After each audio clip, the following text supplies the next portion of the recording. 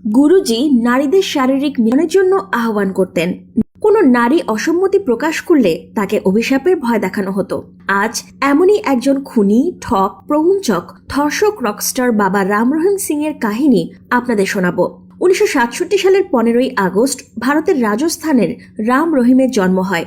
মাত্র 23 বছর বয়সে রাম রহিম ওই আশ্রমের গুরু হিসেবে দীক্ষিত হন। তারপর তাকে ডেরার প্রধান করা হয়। এরপর আর সে পেছনে ফিরে তাকায়নি। হাই স্কুল পাশ না করা এই বাবা খুব দ্রুত তার বুদ্ধিমত্তার সাথে নিজের ক্ষমতা বাড়াতে থাকে। সেই সাথে বাড়তে থাকে তার অপকর্ম এবং ভণ্ডামির ধারাবাহিকতা। প্রায় 800 একর জমির মাঝখানে আয়নায় মোড়া এক অতীব বিলাসবহুল রাজপ্রাসাদ।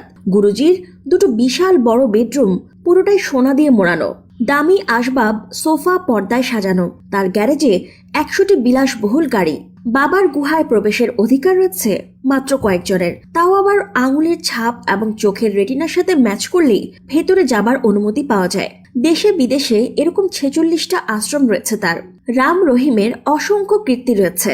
গুহায় তাকে ঘিরে থাকে বাছাই করা 294 জন সুন্দরী শীর্ষা। এখানটাকে বলা হয় পরিলয়। বাবা রোজ রাত 10টায় অল্পবয়সী মেয়ে চেয়ে ফোন করত প্রধান সাথীর কাছে। তার বিরুদ্ধে রয়েছে ধর্ষণ, খুন, চাঁদাবাজি, পুরুষাঙ্গচ্ছেদ, পর্নোগ্রাফির পাঠ শেখানো, শিশু নির্যাতন ইত্যাদির অসংখ্য অভিযোগ। কি না হয় বাবার ডেরায়! কন্ডম, গর্ভনিরোধক বড়ি, অফুরন্ত অশ্লীল সিডির ভান্ডার রয়েছে এখানে। তার ডেরায় যত পুরুষ কর্মী আছে তাদের জোর করে লিঙ্গচ্ছেদ করে দিয়েছে রাম রহিম বাবা, যাতে করে তার সুন্দরী নারী সঙ্গীদের তারা ভোগ করতে না পারে।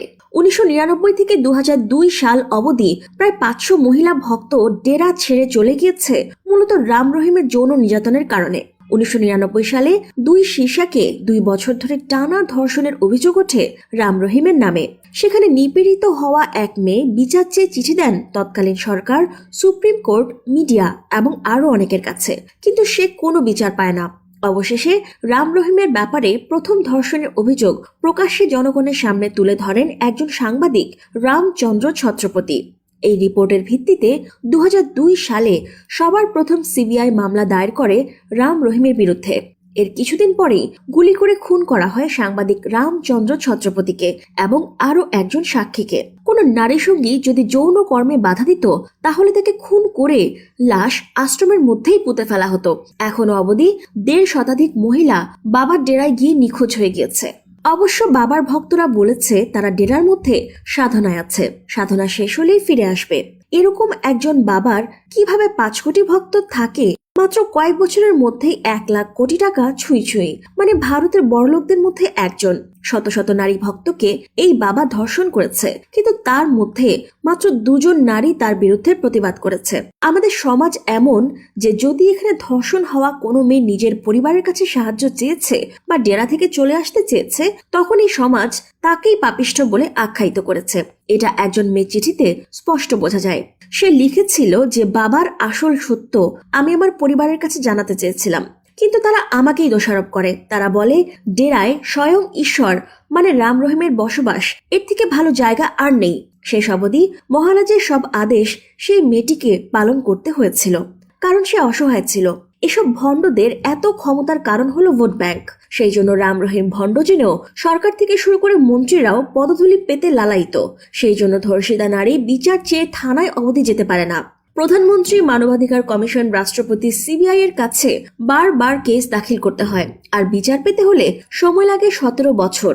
রাম রহিমের কুকীর্তি ফাঁস করা সাংবাদিকের খুনের বিচারের নামে চলে প্রহসন। এই কারণে ভণ্ড ধর্ষক বাবা এত ভিআইপি জেড প্লাস সিকিউরিটি পায়।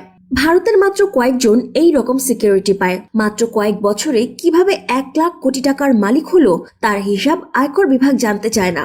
এত কুকর্মের পরও যখন রাম রহিমকে গ্রেফতার করা হলো, তার মাত্র কয়েক ঘন্টার মধ্যেই পুলিশের সাথে তার সমর্থকদের দাঙ্গায় মারা যায় 42 জন।